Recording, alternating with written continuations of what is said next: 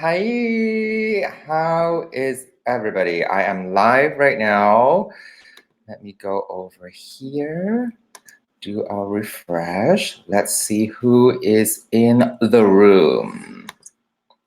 We have Tangi. Hi, Tange. We have Aquamarine 18 here. 4 people came in. If you came in, please say hi so that I know that you're here. Or if you don't want to say hi, don't say hi or whatever.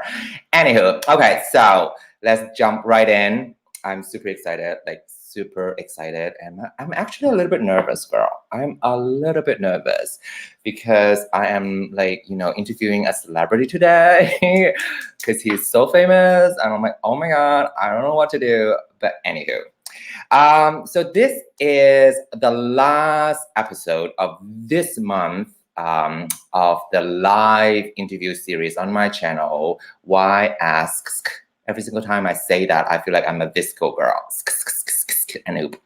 And today's guest is, I just like him. I think he is like real, and he tell you what it is, and he is a playwright. He's an author. He's a tarot reader. He's a YouTuber. He's an Instagram influencer. And the latest title that he got is he is a deck creator. Ladies and gentlemen, let's do this. Welcome. Hello. And everybody say hi and give a big round of applause to Mr. Tom Benjamin. Boop. Hello. Oh my god, you guys. There he is. Are people fainting right now? I think they're like dead. I'm fainting. Shut up. Stop it. Stop it. We have like 12 people here.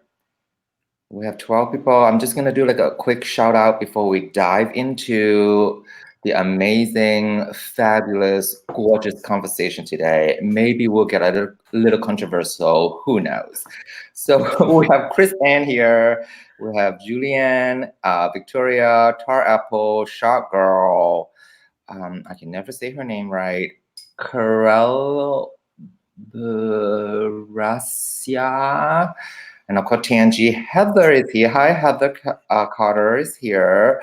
So, okay, let's jump right in. So, how are you today, Tom? I'm great now that I'm chatting with you. Oh my gosh, stop. Truth.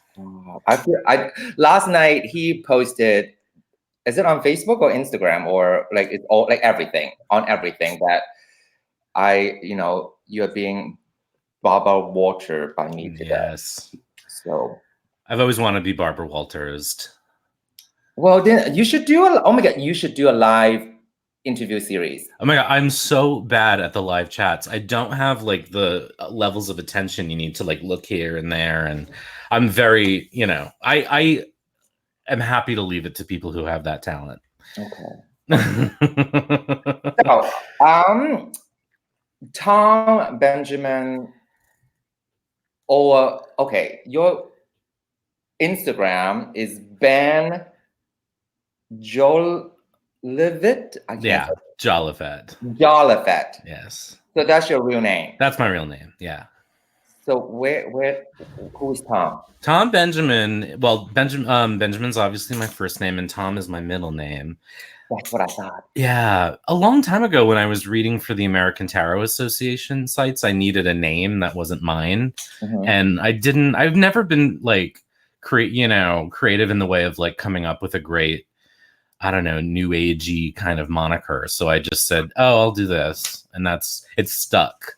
And so that's really where that came from. It's not like a fabulous story. It was just like I needed something that wasn't Ben Jolivet, and so I chose that. Also, my ego is like so big that it's hard for me to like have a fake name that's too far from my real name, because then it won't feel like I'm getting the credit. So. Oh my god, you guys, famous person. So nervous right now. Anyway, okay, so as you all know, we always started with the rapid fire on my channel so that we get to know Mr. Benjamin a little bit deeper. So let's start with that. Are you ready, girl? I'm ready. You're ready? I'm ready, okay. I think. Question number 1. What's your sign? Leo. Leo. Great. Hence the ego. Thank you. Yeah. Second question. What's your Chinese horoscope? Goat. You're a goat. I'm a goat. Okay. I had to look that up. Sorry. You should call me, and I'll do my magic for you. If there's an animal spirit that you're most connected to, what would that be? Probably an owl. An owl? Yeah. Oh my God, your head can turn around. Oh, you're super intelligent. And I'm nocturnal. Oh, okay. Okay, favorite color? Green. Green. Favorite food? Sushi. Sushi. Where are you from? I'm from Fall River, Massachusetts, which is a town famous only for the Lizzie Borden murder. Okay. Controversial, ladies and gentlemen. Yes. That's where he's from, girl. And then where are you living now? Now I live just outside Providence, Rhode Island. Okay. You have any pet peeves? Oh God, entitlement. Do not get us started. Entitlement. Oh, that's a big one. Yeah, it is. Okay, coffee or tea? Coffee. Coffee. What is the latest tarot deck, oracle deck playing cards you purchased? I got 2. The Saki Tarot and the Dark Mansions Tarot both showed up yesterday. The Dark Mansion is the 2nd edition, right? Yeah. I just watched like half of it. I'm like so close. Like, should I get it? Should I get it? I know. It's so cute. It is cute. Cute is risky for me, but I do like it. I did a reading with it last night, and it was pretty deep. So I have to give it props for being cute and having some depth. Like from most of your Instagram posts, you kind of like lay side by side sometime with your own tarot deck. I'm like, brilliant, girl. Brilliant. Yes. Okay. So we got to know that 10 question. That's amazing. Let's go into. I'm intrigued about your latest creation. Since we talk about, you have a new deck, ladies and gentlemen. He is now a deck creator. I know. What? Like how? Why? This is one of those things where I think there's like that thing of like, if you want something and it's not out there, just do it. And we have the technology now to sort of make someone who isn't really an artist look a little bit more like an artist. So I wanted a Halloween themed pip deck because I like pip decks. I like Rider-Waite-Smith decks too, but I wanted something to use for this time of year. I've always been a Halloween freak. So I, for the past 2 or 3 years, I've been like sliding into artists' lives and being like, hey, you should do this because you're super talented. And they were like, oh my God, that's a fun idea. I'm not going to do that. And finally, I just said, screw it. I'm going to do it myself. So I did it. And I have to work fast because I lose interest in things really quickly. And so it was like a fever dream of like, let's make this thing happen. And like I said, I've also been in the thing of like embracing lack of perfection. And so that was, okay. So I said, let's lean into the fact that, first of all, Marseille decks aren't remotely perfect. Many people think they're kind of ugly. I don't, but that came to me late. But it was like, okay, yeah, let's lean into typos. Let's lean into weird lines that don't quite work.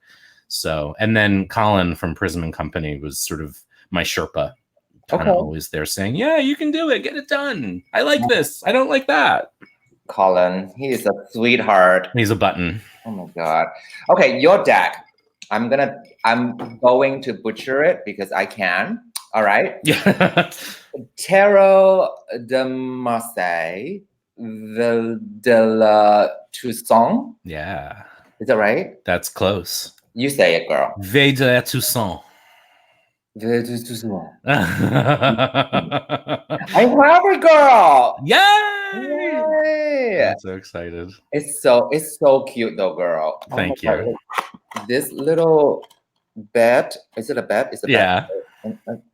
detail, ladies and gentlemen. Details. And I like the box, actually. Thank you. Yeah, the linen box is so cool. It's so cool. You know, I mean, Game Crafter has a bad rep, but they are stepping it up with the cardstock. This is a good one. Yeah. This cardstock is actually like buttery and great to shuffle with. And is that you? That's me. That's him. Oh my god, this is the card. Ah, yes. Like the card that was the first one. When I got that idea, I said, I think I can do this. I think I can draw these lines. I think I can make this happen. The Phantom of the Opera is the devil. It's like, it's both creepy and sexy. It's like that push and pull. It's like all that stuff I love in the devil card. Very true, very true. Which one? I'm a great segue. Thank you so much. Where can we buy it, by the way? Where can we buy it? So you can get it through Game Crafter. You can search for this very brief title, or you can just go to my website and there's a link to it there. If you're outside of North America, you can get it on Make Playing Cards because they ship from, I think, Germany. The one caveat is I haven't seen that edition in my hands, so I can't speak to its quality. Down in the description below, I have the link of the Game Crafter link, and I also dropped like 4 of them in the chat right now. Get it, you'll be happy. You have, well, they won't get it by the time of Halloween though. No, it takes about a week at least, but you know, Halloween can be any time. For Christmas. Yeah. Not. This is perfect for Christmas too. Perfect for all seasons. And thank you so much. Okay. Let's go back a little bit. Let's go back to 60 seconds to tell us your life story from the beginning journey through till now. Okay. Again, ready, set, go. All right. So, like I said, born in Fall River, Massachusetts. I went to Catholic school for 8 years, where I had like the fear of God drummed into me. Back when we still had nuns teaching. I was not a great student, and I think that shows in the way that I write and the way that I teach now, because it taught me to be very nurturing. Went to community college for theater and dropped out after 2 years because I liked having money in my pocket. I started working at a call center as like an entry-level employee. Wound up in training and development, teaching people new hire training, like this 3-week new hire training. Did that, got burned out, went back to college, earned my bachelor's degree in creative writing, tried to get into Yale for grad school, didn't, kept working in adult learning. 15 seconds. Went to grad school, graduated last year. And for 20 of those years was reading cards. All right. And scene. And amazing. And a scene. The theater training is there. Yes. That was one of the reasons I was drawn to you when I saw. I'm like, he's a playwright? What? Shut it. Bonus points if this is going to turn into an autobiography. What will be the title? Oh God. Every red light. Shut up. Okay, Mr. Playwright. Every red light. Every red light. How poetic. Oh, I don't like you. I know, it's gross. Actually, that's been in my back pocket for about 20 years. Are you gonna do one? I don't know. Maybe. I like to talk about myself. Why not, right? Yeah. Okay, so I see a lot of comment in the chat, and I'm not ignoring you because I want to focus in the interview itself. So if you have any like dying question, please, write it down, and then at the end of the interview, I will open up to the public, and then they will ask whatever they want to ask, and we will answer it. Okay. All right. So Catholic, nuns. When? But how? When? What? How did you get into tarot? Oh my God. Speaking of Catholicism, I was in a production of Godspell, the musical, when I was 19. Okay. Day by day. Yeah. I was playing Judas. And so we were a tenor. I was. I was playing Judas, and we were all out at some big chain restaurant after a show one night, and some people brought their cards, and they were like, "Do you want a reading?" And I was like, "No, that's the devil." But then I couldn't stop thinking about them, and so I went to like the discount bookstore, and I was like, side eyeing the the occult section, and I was like, "Oh, what if I just slip this book out and like slide it into these other books I'm going to buy without even looking at it?" And then I got it home and I like opened it up, and there were no pictures of the cards in it. It was like one of those things where you're supposed to have a deck and you put the card on the page. So I'm like, well, I guess I have to like just buy a deck super quick so I can see what they look like. And like that was the gateway. That was the slide right in. And so that first book was no help, but it opened the floodgates. And it was like, what was your first deck? The first deck was the original Rider-Waite-Smith tarot pack, the one everyone hates with the weird coloring and the light blue. Right. Actually, the really pretty light blue roses back. And like, when did you get like serious about it? Pretty much right away. Like once I remember the like really visceral like experience of laying on my bed and like looking through the cards for the first time, and just like the just that crazy feeling of seeing each of those images. I don't, I think Pamela Coleman Smith gets, or like people have their feelings about that art, but like that art is so iconic.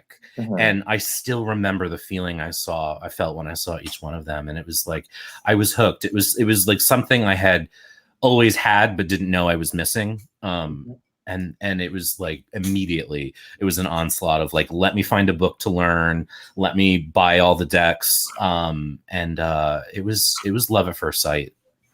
Were you scared though with the Catholic background voice? No. Not at all? No, by that point I had lost all of that. When I was 17 or 18, I had that realization that like, oh, I'm a queer person and there's nothing I can do about that. And this church has said, you are not okay. And I said, bye. No. And so, it was a crisis, but by that point, it was a crisis when I was 17, but by that point I had gotten over it. And I realized like, oh, I get to think for myself. I get to make the rules for myself.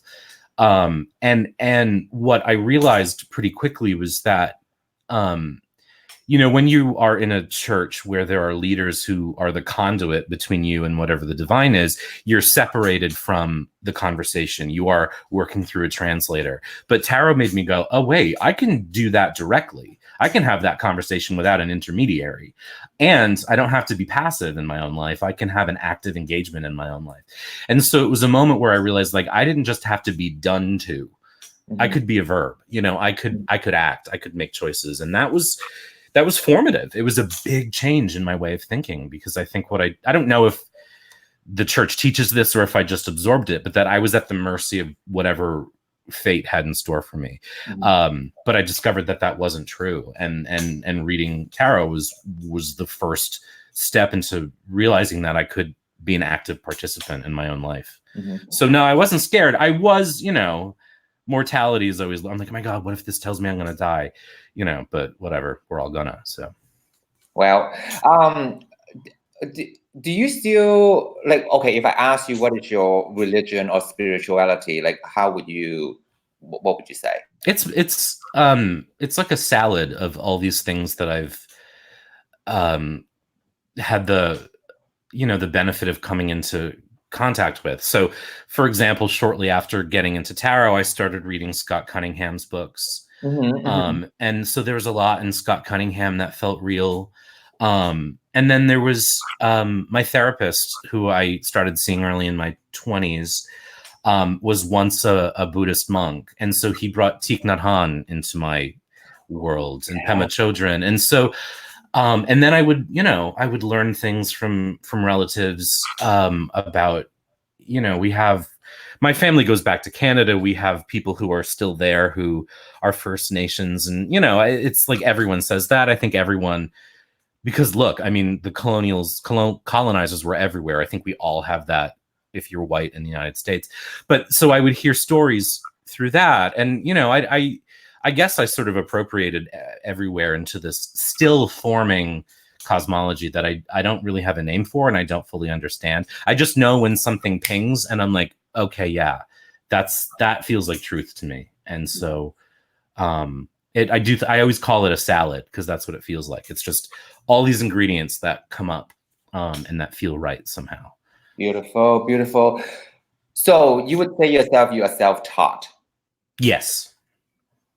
How long did it take you to actually feel comfortable to declare that I am a tarot reader?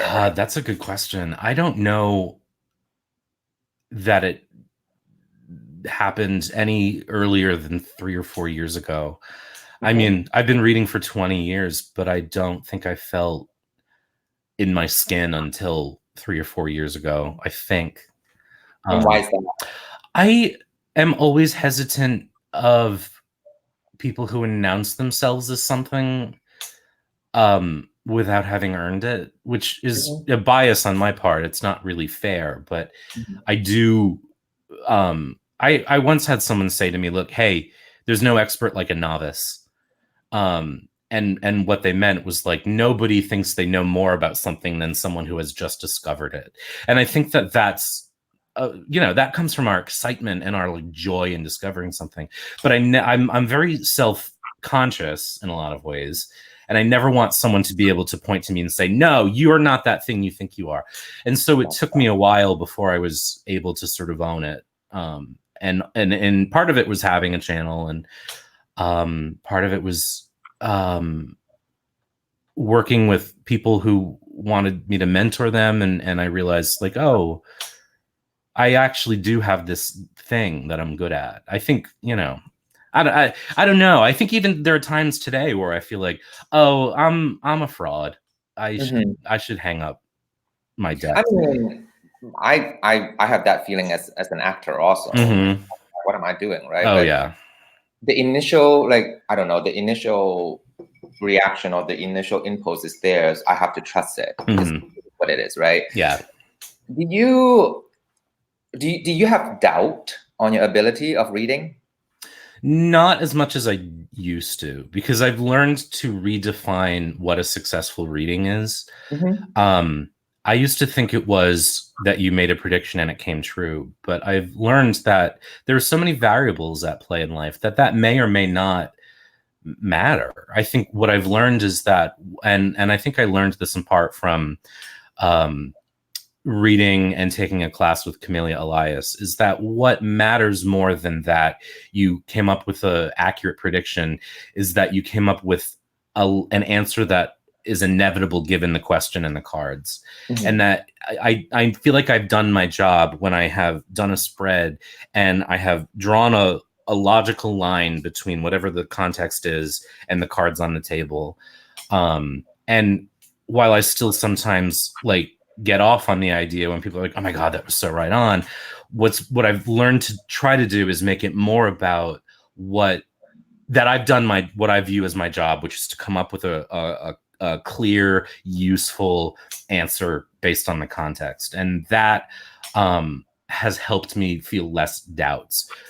But every time I sit down to do a reading, there's always a voice saying, you're not actually good at this and you've been skating by, and they're going to find out now.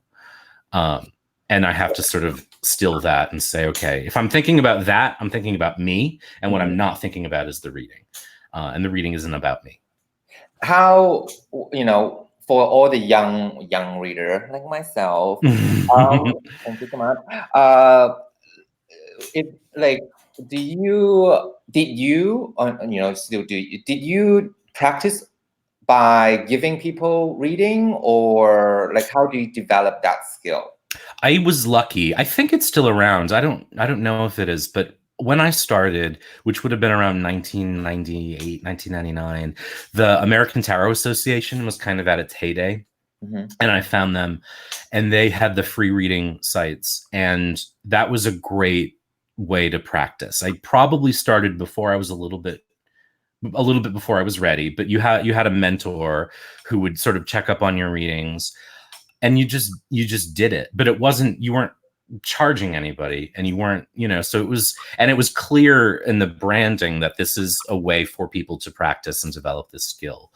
And so I think, you do have to read, and now there are reading exchanges and Facebook, and I think like Ethany and her Tarot Academy site does like a day where people can exchange readings. And I think that's, you can read all the books, but reading tarot isn't about knowing what the cards mean. It's about making that card meaning apply to whatever the question is. And like that's the thing that requires practice, and that's the thing you can only really do in doing it. But the other thing I did was I would do, when I didn't have anyone to read for, I would do fake readings for characters and books and TV. Which, ladies and gentlemen, let's go back in time. Girl, when did you start your YouTube channel? Oh God, I think it was like 2012. Correct. Ding, ding, ding, 2012. What do I win? I went back because, when I first discovered your channel, the reason I love it so much was you were reviewing a deck and you have this like scoring system, like diversity, A+, or whatever. I'm like, oh my God, this is brilliant. Love him. Subscribe, boop, right? And then I went back. I'm like, I want to see like what his first YouTube video is. The first YouTube video is a reading for Hamlet. Yes. I was like, what? And at first I was like, oh, it's just it's just a random person doesn't want his name, so he's using Hamlet. No, it's a character. It's the character. And I was like, this is hilarious. This is amazing. Watch all of them. The one that with Rapunzel with the tower. Girl, if you all have subscribed but have not watched those beginning video, go back to the channel. It's great. It's so great. But I have noticed you were gone during 2013 through 2016. Yeah. What happened? Well, I didn't. When I started, I don't think there was a whole lot of energy around tarot on YouTube, and there were like a couple people I remember watching back then. I think like Donna Leigh de la Rosa was one. She was sort of a name I knew back then, but there weren't a lot, and I was sort of wanting something to watch, and it was so much of my tarot life has been, here's this thing I want, it doesn't exist, I guess I'll make it. And I said, well, I want to make some videos that would be kind of like what I would want to watch. But there wasn't an audience for it then, and I didn't know how, and really what I wanted to be doing was blogging. But if there's one thing that's harder to get someone to do than watch a YouTube video, is to read a blog. So I said, well, I'll make videos because that's where people are. And it just didn't really go anywhere. And then I just sort of fell out of that. And I was finishing my degree at that point. I can't remember. And it just faded into the background. And then it came back and I was like, oh, I have comments, 3 years later. And by that point, there had sort of been this eruption of folks who had made space. Kelly, The Truth and Story, notably. Others, probably Kellyanne Maddox, I think, and Ethany. And suddenly there were people talking about this and there was an audience. And so I started making videos again, and I started feeling like I had something to say again. And so, yeah, but it was like I started and then it didn't really go anywhere and no one was paying attention. And I said, well, maybe no one cares about this. So I stopped. Girl, you have been since the beginning, ladies and gentlemen. Oh my God. Why did you dedicate so much time on YouTube? Because I understand, creating something because nobody watches, but then people will start watching. What's your purpose? Like, why did you stay putting out content? I'm a teacher at heart, I think. I want to make it safe for people to have the experience of being a student, which is like having someone out there who's like, here are the mistakes that I've made. Here are the things that I've learned. This is going to sound so like white liberal, but like I think the two best teachers I ever encountered in my life were Julia Child and Bob Ross, the painter, both on PBS. And what they both did so brilliantly was they're like, look, if you make a mistake, just throw some parsley on it. Look, paint a tree over it. In order for you to learn and really master anything, you need to have a space that's safe enough for you to fail. And that's sort of really important to me. And that was why I kept going.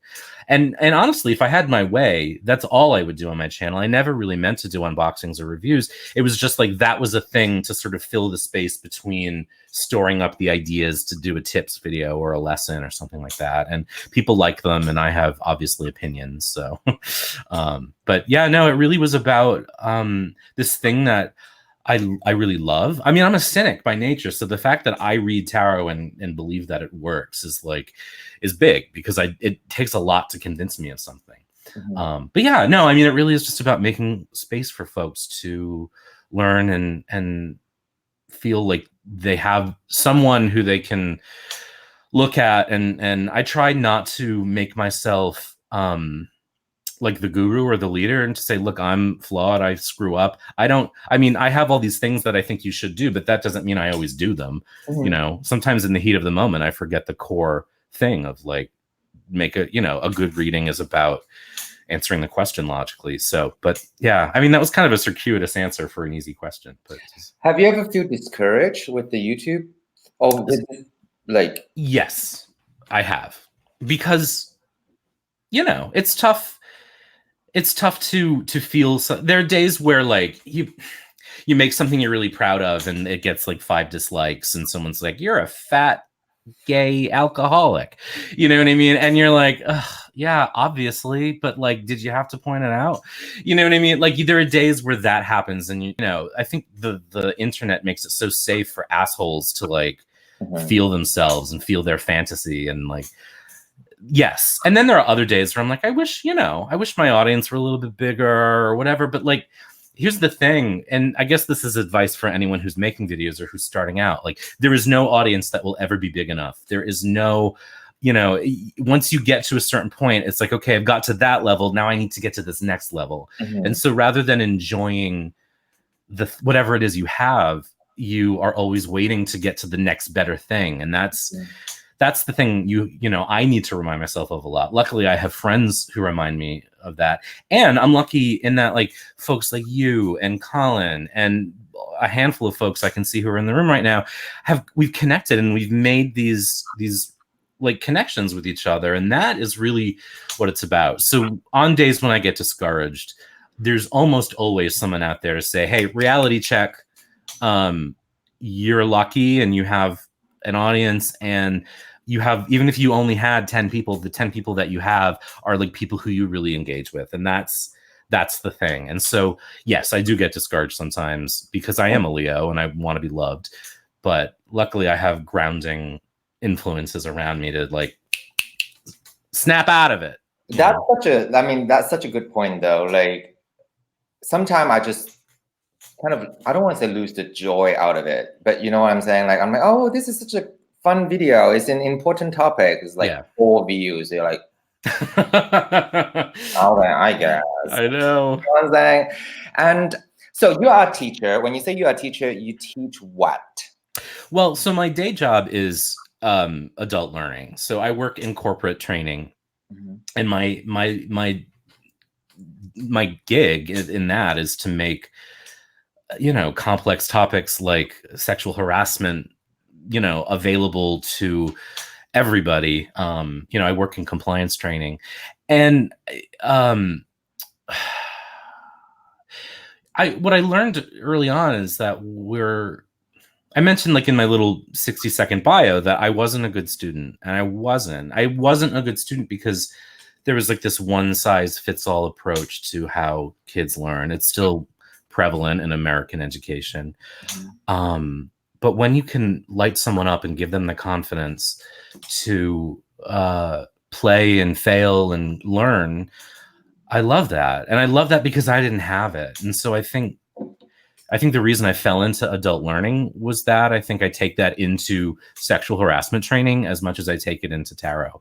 I think that there's, you know, I again, just to reference Bob Ross again, he said something like, talent is nothing more than applied interest, meaning that you get good at stuff you are interested in enough to do a lot. And so my mission has always been like, let me remind folks of that, and that because I didn't have it. I didn't have anyone saying that to me at any point. The first time I auditioned, and I'm not shitting on my parents because I love my parents, but the first time I ever auditioned for a play in high school, they were like, "Don't get your hopes up," you know, and like that was the philosophy that I had to undo in my 20s. And so part of my mission is to help people feel like they can do it, you know, and to avoid the mistakes I made and whatnot. That's beautiful. Yet you have, I am intrigued, you still have time to record, upload, and everything.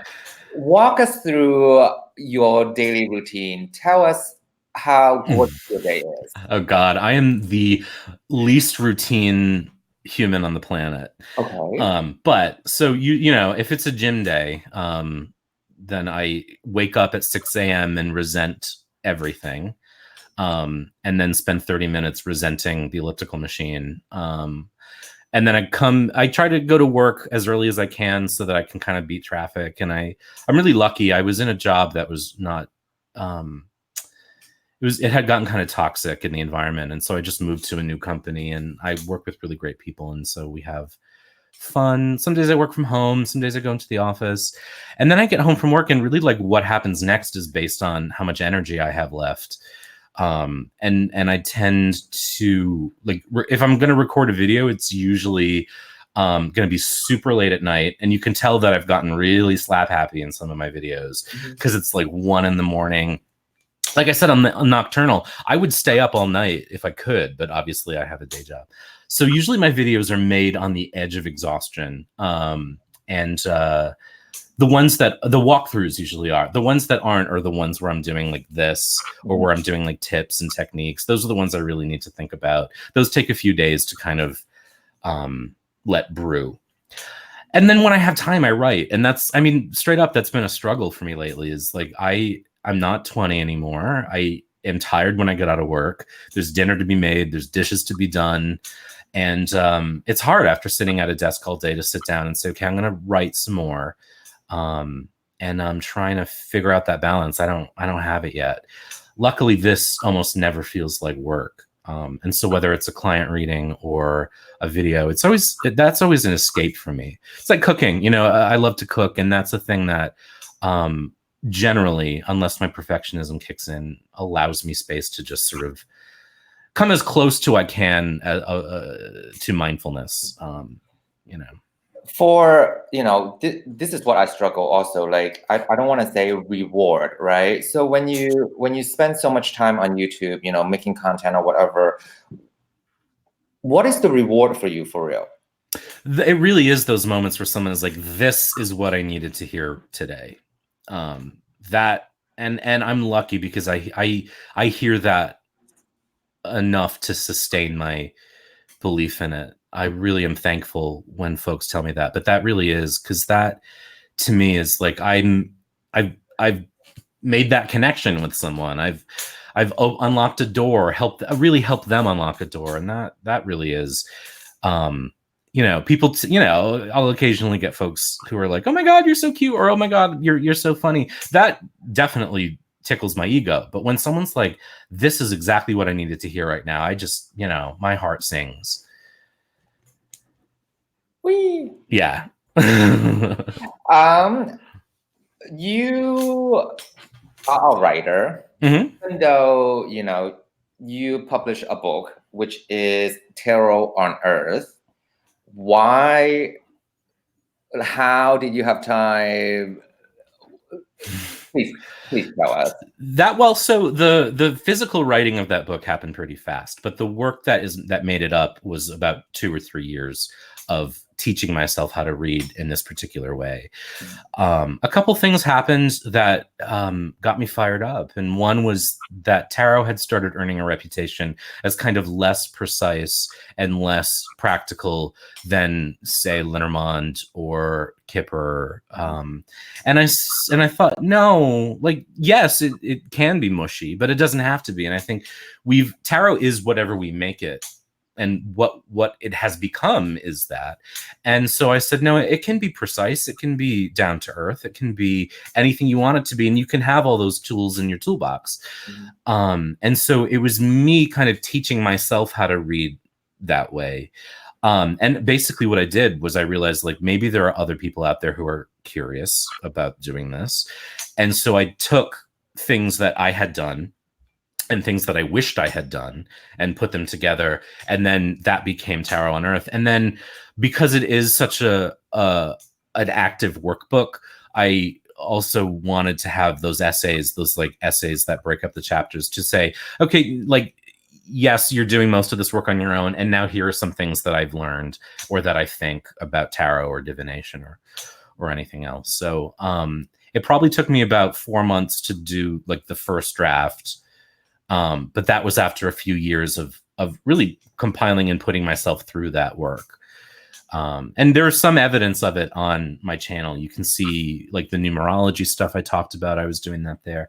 I was very guarded about sharing that I was working on it because, again, there's always that imposter and feeling of like, who the hell am I to put out a book? You know what I mean?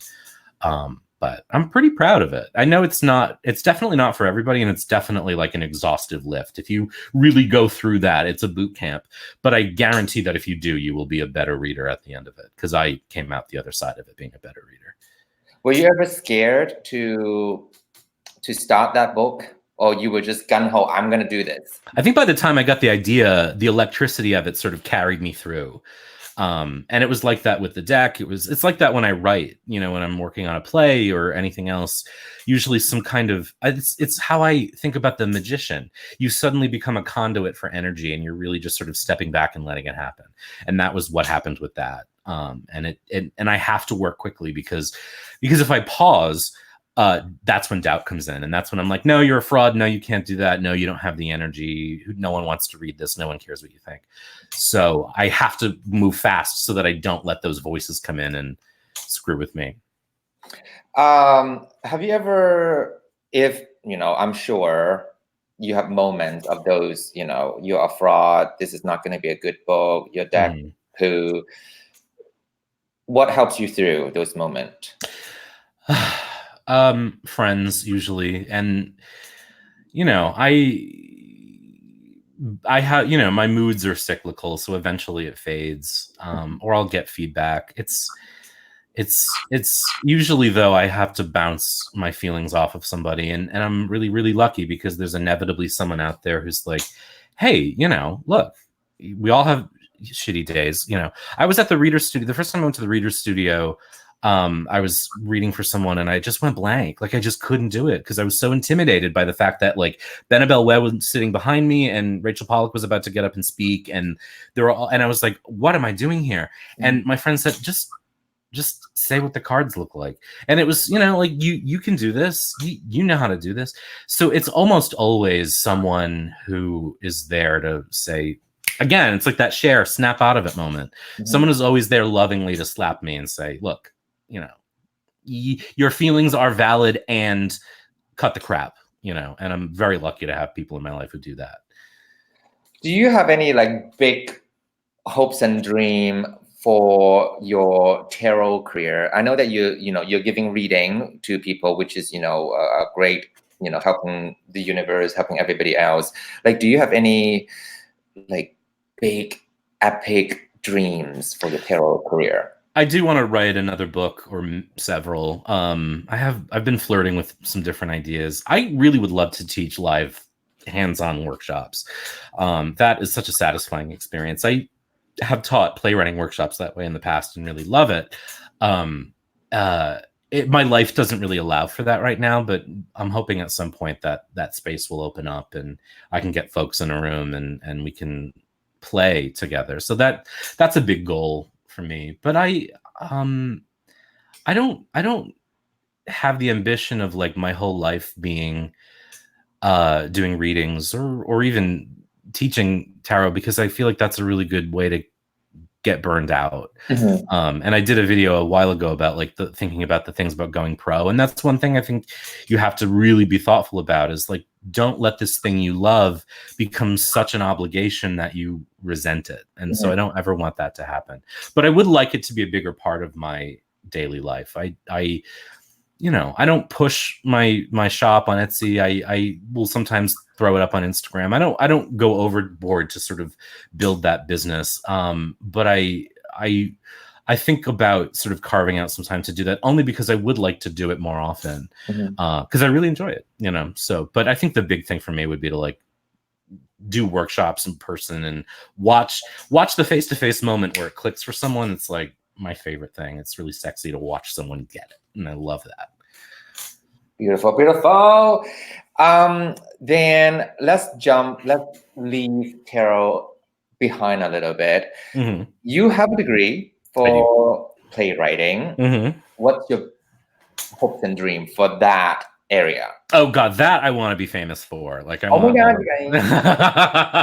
it's tough. I mean, one of the world is so much bigger than it once was, and I think there are more people doing more creative stuff, which I am definitely here for. But it makes it harder to cut through the noise.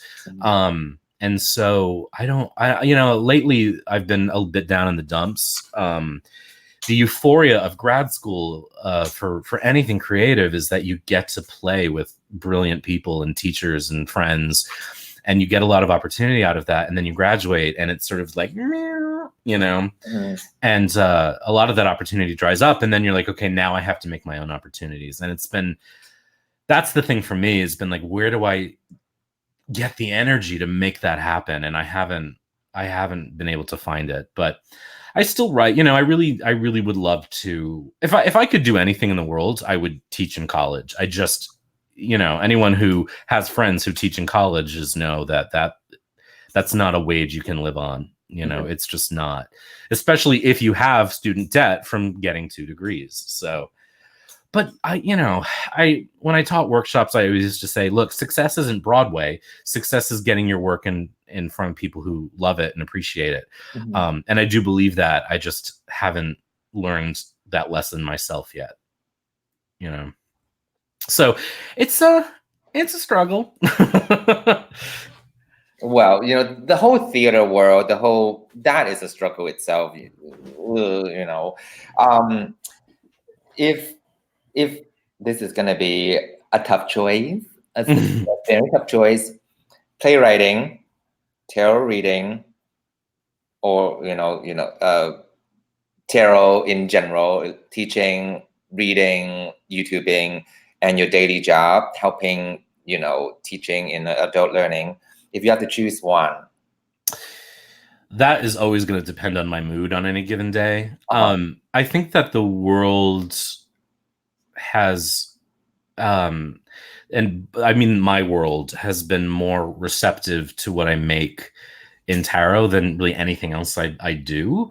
And so if I had to sort of say, what is the thing I have the most likelihood of sustaining success in, probably that, because I have been lucky in getting folks to watch what I make and engage with it.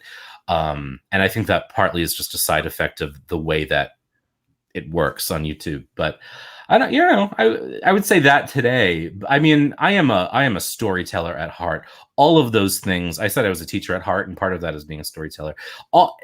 Writing training, doing a reading, teaching, writing a play, all of that, it has the same goal, which is to get someone's attention, keep it as long as you can, and leave them changed at the end. And as long as I'm doing that in some way, I feel like I'm succeeding, and that does fulfill me somehow. And if I'm getting that feeling, it doesn't necessarily matter short term which one of it is I'm doing. So that's not really a fair answer, but it's the real one. We will count tarot. Okay. You have to choose one. This is it. Well, then, if in I don't know if this is this might be a controversial question. Break my channel, it's gonna break your channel, but we're gonna be canceled. I don't care. if that's one thing that you can create changes through the tarot world, through the this world of tarot, what would you like to create change for? I would like to help facilitate the conversation we're having without dominating it. We are having a lot of hard conversations because there's a lot of hurt. There's a lot of trauma and anger and fear and wanting to be seen and wanting to be heard and wanting to find our place. And everything has changed. And we're thinking about each other in new ways. And I think we're seeing each other more fully, but we don't yet have the capacity or the language to do that well. And it's tough. And the conversations that erupt when something controversial happens, or the conversations that erupt when someone says or does something maybe thoughtless or maybe innocently, but problematically, all of everything that happens is really valid. And yet we only progress when we're listening. And I don't think we're there yet. I don't think we can be. But what I would love to see happen and what I want to participate in is the facilitation of that dialogue. White cis men have been holding the microphone for a long time. I'm lucky that I have a microphone. It's not my place to stomp anyone else out, and wherever I can to lift others up and say, okay, here's a voice. Let me hold out this microphone. Yes, I'm coming from a place of privilege, but wherever I can use that privilege to make space, I'm going to try to do it. And sometimes I'm going to fuck up, and I have, and I do. And I'm lucky that people have said, hey, look, this was stupid. This was problematic. I've been lucky that people have been honest with me. I know that we will get to a place where we can have those conversations, but it's going to be a long time. And I'm not the one to solve the problems by any stretch, because I don't know. I'm still learning too. But whatever I can do to facilitate that conversation is something that I would do. And what I would like to see is people staying. And if I could change one thing, it's really more about continuing the dialogue and like surviving when it gets rough. We all survived this summer. We all got through, for better or worse, and something else is going to blow up, and we're going to get through that too. And hopefully we all get through it at the other ends with a clearer, more understanding, more empathetic way of looking at everything, particularly those of us who are coming from a place of privilege. But it's going to be hard. And there are days where I'm like, it's too fucking hard to talk about this. I should just shut my trap. You know what I mean? And then someone reminds me, like, boy, what a privileged thing to be able to do, to not talk about it.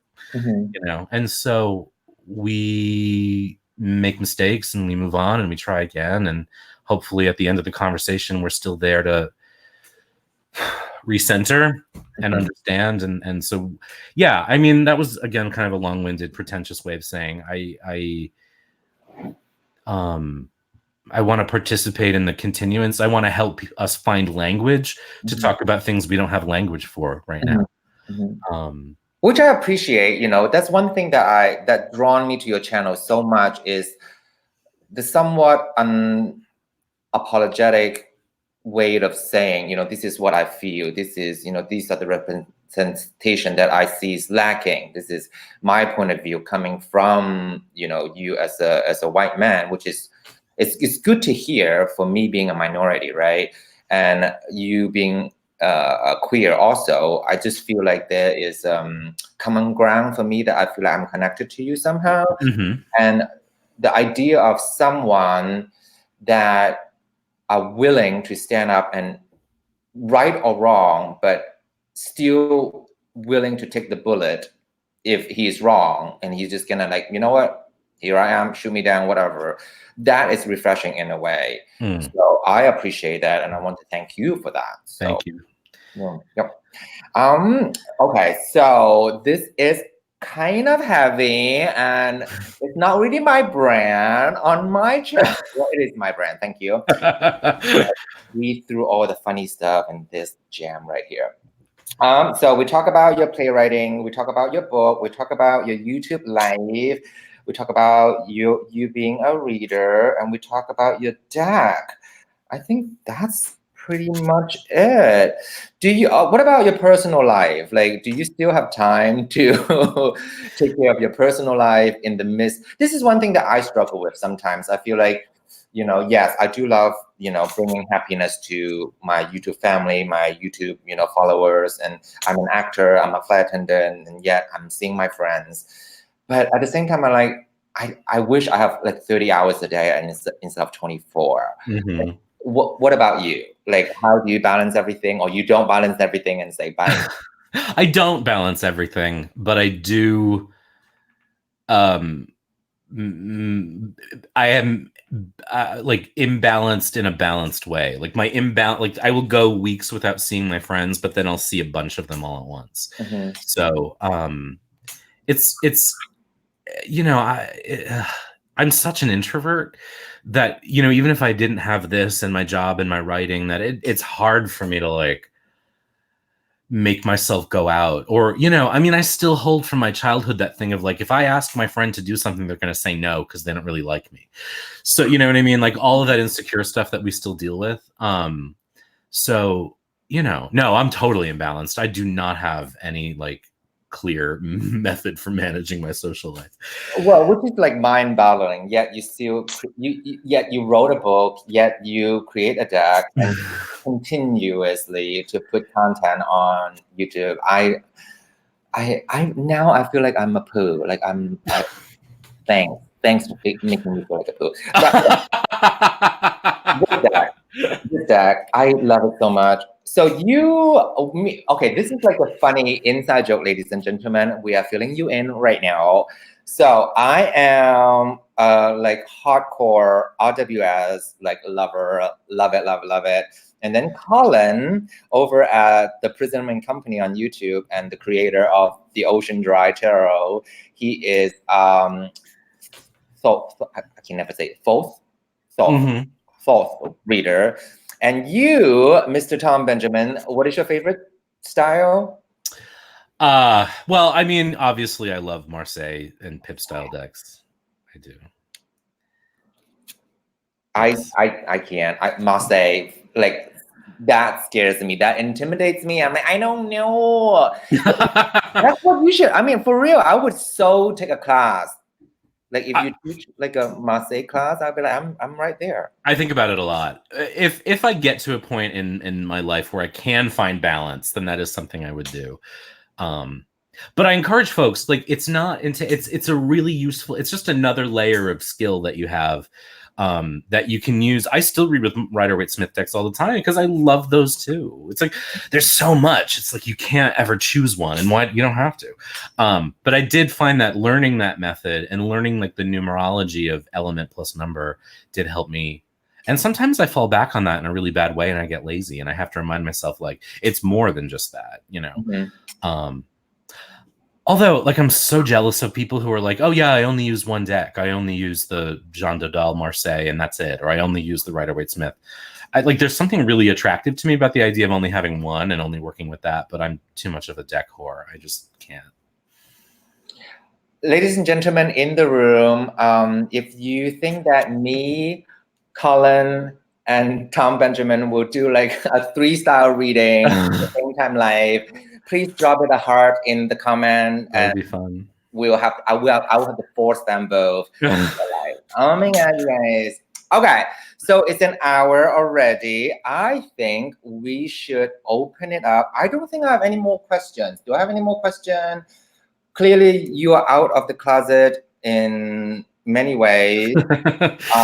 You're vocal about everything, which I love. Love your channel. Let's see what else is in the banner. Okay, this is his website, ladies and gentlemen. You can find all the information in his website for readings and everything else. I'm gonna put it in the comment right now. And then his IG is actually Ben, not Tom Benjamin. You might never find him if you put looking for Tom Benjamin. So let's open up to the room if you have any dying questions that you want to ask Mr. Benjamin.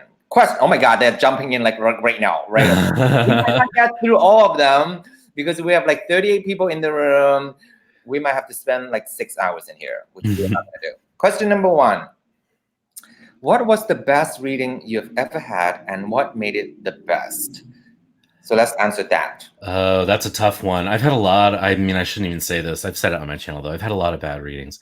I will say this. I had a reading with a friend of mine at Reader Studio. It was the first reading. We partner up. And she did the thing that I love, which is she made it clear that what was in the back of like the myth that I had been telling myself. Oh, I'm confusing two. Okay, this was not at Reader Studio. Although Liz, if you watch this, your reading was great. I was coaching someone, and she gave me a reading, and I was just moaning about like not being more creative and not having more time, and like I wish I had done this, and I wish I had done that. And she did this reading for me, and she said, "What if all the choices you made in life were the right ones? And what if you start looking at your life that way? That every choice you made was the right one?" And what she did was she just like boiled it down to like, here it is, you know? And I think that so often readings get clouded in like, here's what this card means and here are the associations. And she didn't do that. She's like, what if you start looking at your life differently and in this way? It was specific, it was clear, it was appropriate, it was actionable. And that is the kind of reading that makes my heart sing because it's useful. And this was someone, by the way, who was probably one of the best readers I ever have met. And they were coming to me for coaching. And I finally said, I think that my only role here as a coach is to remind you how great you are. And she finally got that lesson. Second part of the question, what did the reader say or do that made the reading impressionable? It was really that. It was clear, it was concise, it wasn't sort of covered in esoteric stuff. It was, here's what this reading is saying. And here's like, again, that like I talked about it with my friends, that snap out of it moment. It was like, look, here's what it is. And I think it was super crisp. And I think that that's great. Beautiful. Question number 2. What is the name of the deck on your cover photo of your channel? I think that's the Corte de Tarocchi deck, if I remember correctly. Say that one more time. The Corte, it's La Corte de Tarocchi. It's an Il Meneghello deck, which I think you can get at Collect Tarot, if I'm not mistaken. All right, boop. Question, what kind of tarot tube videos do you like to watch personally? That is the thing I never have time for anymore. That's the sacrifice I've had to make, is really watching a lot of folks. I love interviews. I love people who do really relaxing walkthroughs. Anything that's sort of like relaxing. Usually when I go to YouTube, what I'm looking for is to like shut my brain off. Like I wish there were more like tarot themed ASMR channels, because that would make me really happy. Oh, you just gave me an idea. Yes, do it. Oh my God, I'm gonna be so famous. 10 yes, minutes. you are. That's the way to get subscribers. If you want to get subscribers on YouTube, do ASMR videos. Oh, girl, it's too much. Oh, yeah. So you don't watch my channel then? Thanks. I do watch your channel. Thank you. That's what I want to hear. I watch your channel. I watch Kelly. I watch Colin. Thank you. Okay, what else? What else do you want to, like, anybody, any more questions? Is that it? Yes. So this was the deck. That's the deck that he mentioned. Is that it? You don't want to, you guys don't want to ask him anymore? Are you all satisfied? Okay, so I want to ask you, if you can have, will you ever turn your channel, what is it, you know, to run ads or, you know, to make money? You will never. No, I don't like advertising. Drives me nuts. Actually, embarrassing fact about me, I pay not to see ads on YouTube. And Yeah, no, I can't. I mean, unless I was like really hurting and it was the only way for me to keep going. But I can't really see myself doing it. I don't have a problem with people who do. Like, I don't want to like shit on anyone. I just I get annoyed when they pop up in the middle of a video. So you know. Okay, cool. Fun question. If he could be any mystical creature, who and why? Oh, I would definitely be some kind of like either like a Gandalf sort of character, you know, like the wizened mentor, I feel like is really appropriate. Or I would be a vampire because I'm scared of death and Thou shalt not pass. Question. What is like? What is your favorite? I'm gonna jump in a question now. Do you have any favorite you know, mythical movies or like play that you like? I love the Greek tragedies and the Greek myths. Right now, Hades Town, which is on Broadway, I'm kind of obsessed with. Have you seen it? I haven't because I don't have $1 million, but I've been obsessed with the. They did like a brief, like a highlights recording for the New York Theater Workshop, and I've been obsessed for like a couple of years, and I'm desperate to see it. Well, let's go see it. Let's do it. If I go see it with you, you have to go see Moulin Rouge with me. Okay. Who's gonna kill you? Like, oh my god, I love Moulin Rouge. Okay. Oh, this is okay. This might be. How many tarot decks do you have? What do you know? I literally have no idea. A lot, and I just got rid of a bunch. Upwards of 50, but I don't know how many. 100, more than 100, 300? No. I would be shocked if it were more than 100, but it might be. What? No. I did. Yeah. I mean, I think it's less than that. No. I mean, I think. I mean, they're all right behind me. Like that's it. That's it right there. Like, but and there's books in there. You only do tarot decks, right? No, I have some Sibylla decks. I do read Sibylla. I have a handful of Lenormand decks, but I can't. Don't get me started on Lenormand. I just can't do it. I've taken the classes. I've read the books. It's like Lenormand to me is like reading a language that only has vowel sounds. Makes sense. I have more tarot decks than you. Okay, now I feel dirty. That's another goal of mine is to make people feel dirty. Oh my god, I'm so dirty right now. Wait, just tarot alone, just not counting. I can't say Lenormand. How do you say Lenormand? Lenormand. Yeah, that and Oracle decks, just tarot alone is over 100 for me. Oh my god, I'm a tarot-holic. Like, lock me up. You know what? If it makes you happy, you're still gonna find the money to spend on something else. Like, that's true. We should not beat ourselves up for doing something that we love if it makes us happy and if we're not in the poorhouse. Like, enjoy it. It is true. Enjoy it. Life's tough. Girl, like, yeah, my transition was like shoes. Oh my god, shoes. Tons of shoes. And then I was like, okay, went through the shoes phase and then underwear, gaze nose, and then vinyl records, and now tarot decks. If it weren't cards, it would be fountain pens for me. Really? Yeah, I love fountain pens. How many do you have? I had a bunch. Now I think I only have about 10 because I wasn't using them, and they're a lot of work to take care of. It's like a child, but I love them. Goulet Pen Company, if you're like a pen freak, it's like pen porn. If people want to send you a gift, do you want fountain pen or tarot deck? Oh, I'm like diamonds are a girl's best friend. Like anything, I'll take it. Both, please. Thank you. Right. Okay. Twist the leaf. Say, Tom mentioned the imposter thing earlier, and that in order to write his book, he had to it quick to bypass that tendency. When looking for a publisher, did it crash in on you, and how do you handle it? That's a good question. It would have. I decided from the beginning that it was going to be self-published because I wanted to do it quickly and I did not want to compromise my vision. So I self-published, and again, I was lucky because I had enough subscribers to have gotten purchases on it, but I didn't even try to find an agent or a publisher for it. I just knew immediately that it was going to be independently published. Beautiful. This is a good question.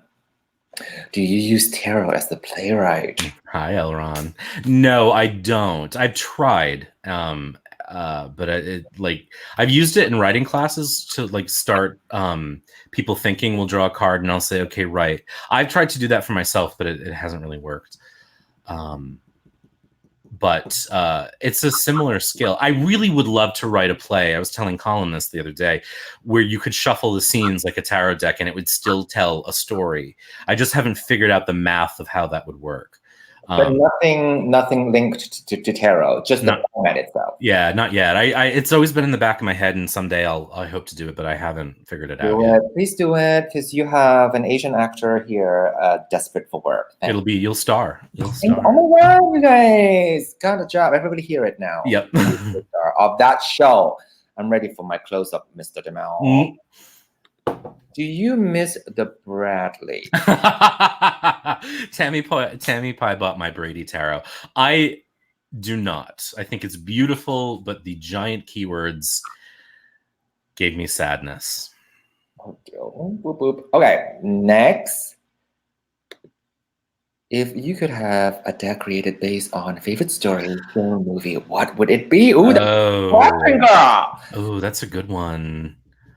On the top of your head. Off the top of my head, I would say maybe like this isn't like a specific answer, but like a classic Hollywood, like Betty Davis kind of theme, something like that. Okay. I think Joan Crawford will be in it. Yeah, Joan Crawford would be the devil. Oh my God, yes, Mama. I thought about that question too. I would love to do like an Asian myth. That would be amazing. That's what I want. I have to talk to my mother and retell all the stories. What else? Okay, a lot of comments. Is there it?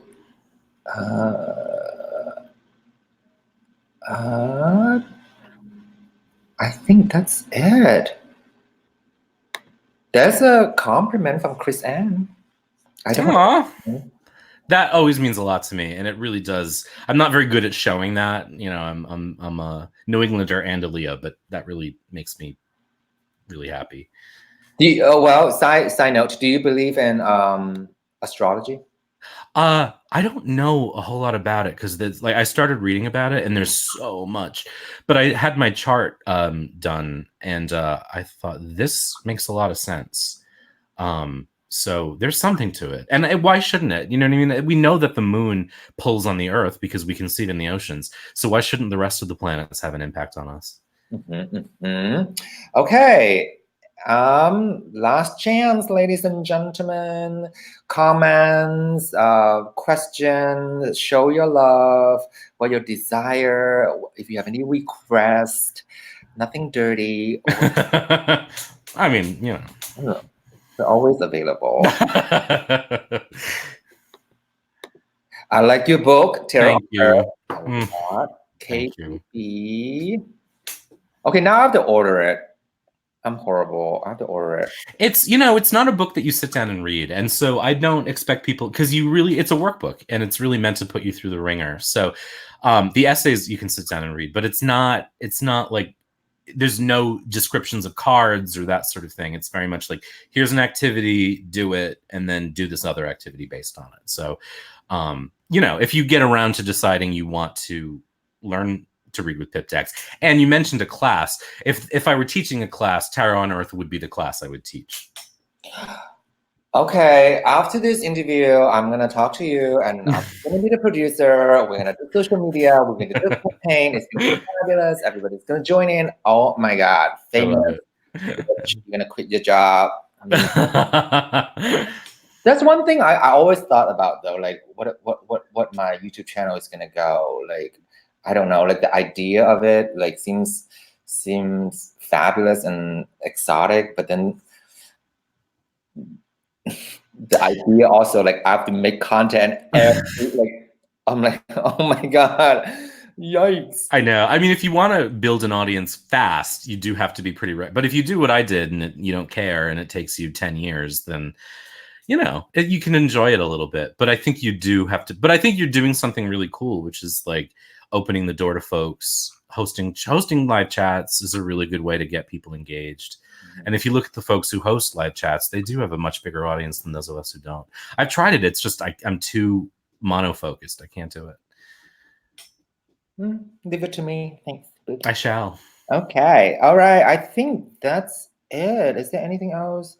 I'm going to count to 10, 10, 9, 8, 7, 6, 5, 4, 3, 2, 1. Okay, wait.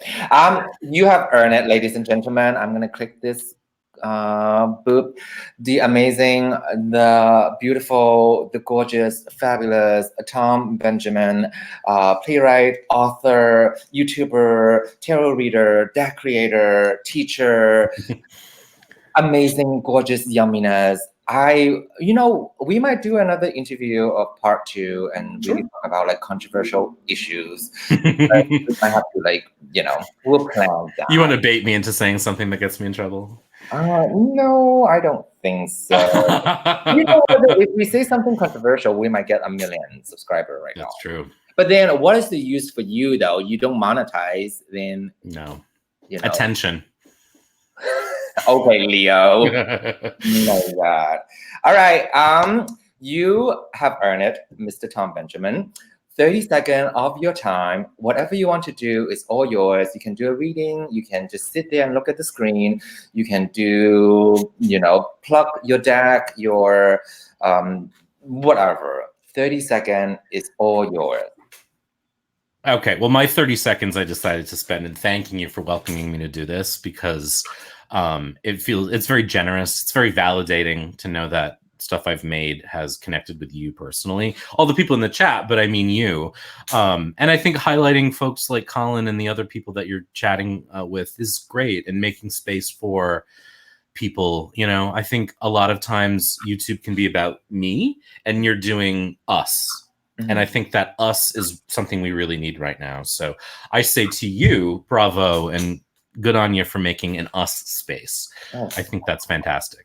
Tom, you're making me blush. Thank you so much. Well, thank you, everybody. I'm sure like all of you are subscriber to the amazing Tom Benjamin already. If you are not, please come out of the cave and just go over there, click the subscribe button, turn on the notification bell, drop a boop. It's amazing. I have linked his channel down below in the description, and subscribe to my channel because I am just so much fun, right? Mm-hmm. So thank you so much, Tom. I'm gonna everybody say bye to him, and then I'll close out this interview and tell you what is the next series is all about. Thanks again. Bye. Bye. And boop. Oh my god, you guys, that was so much fun. Ooh, my pits are sweating right now. Don't go there. Thank you. Okay, so that was amazing. I have always wanted to interview him because he's just so insightful, and I think that he's a great person. Lovely, gorgeous, fabulous, beautiful. So this is the end of October WAI ASKS series of the live interview series. I'm going to take November off. Yes, ladies and gentlemen, I'm going to take November off and going to plan my December interview if I plan it right. No promise yet. And I think, I don't know, I might put a comment below at the end of this video that I might not do tarot YouTubers for interview in December. May not be YouTubers at all. Maybe just random person on the street. Maybe it will be my actress friends. Maybe, I don't know, maybe my flight attendant friends, who knows? But I'm planning on it right now. So hopefully December, I'll have 4 new guesses so that we kind of just broaden our horizon, just, get to know all sort of life, people. So that's that. And thank you so much for coming. I'm going to do this right now. Thank you for watching. And remember to subscribe and turn on the notification bell. This is Sunday. Have a great week. Enjoy your Halloween, ladies and gentlemen. Leave a comment down below. What will you do for your Halloween? Who will you be? Boop. And I will see you soon, lovers. Bye. Boop.